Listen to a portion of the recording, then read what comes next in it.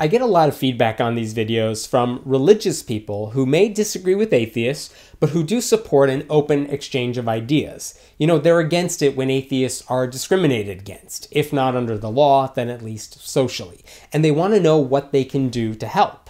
So first of all, thank you if you're one of the religious people who really wants to help us out. And there are a few ways you could help. Be a strong supporter of church-state separation.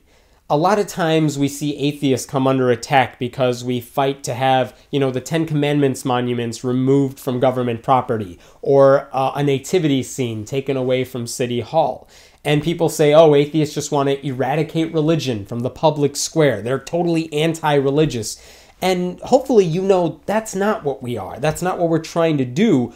We're just pro-neutrality. We want the government not to take sides when it comes to religious issues. That means allowing monuments or displays from all beliefs, including no belief, or having none at all. Neutrality helps all of us. Separation of church and state helps religion as much as it helps the government. Atheists can't be the only ones fighting these battles. It would be nice to have some religious support.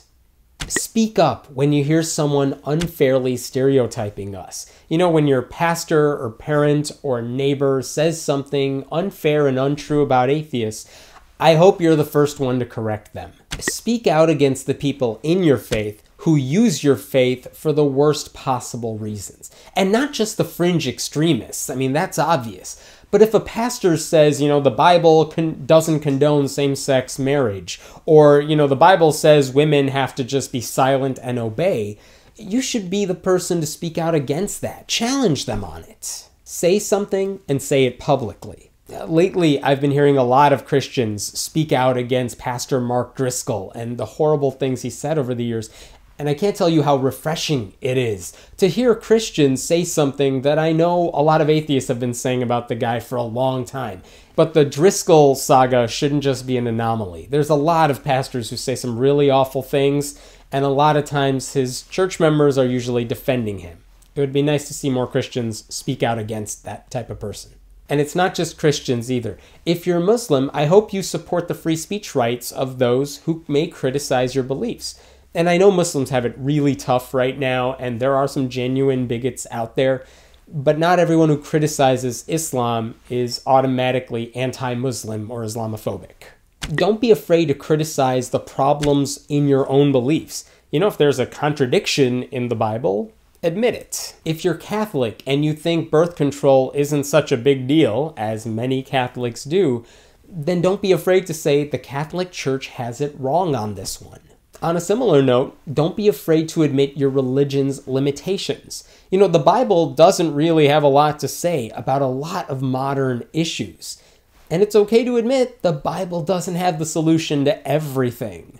People who are willing to criticize their own community and their own beliefs when it's warranted are people I'm willing to take a lot more seriously.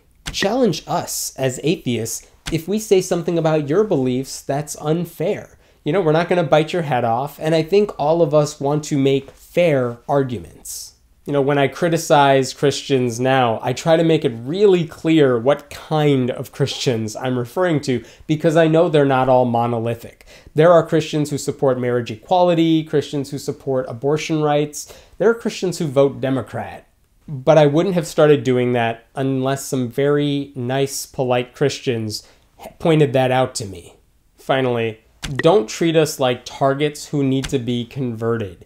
Accept the fact that we're not just going through a phase and we've actually thought this thing through.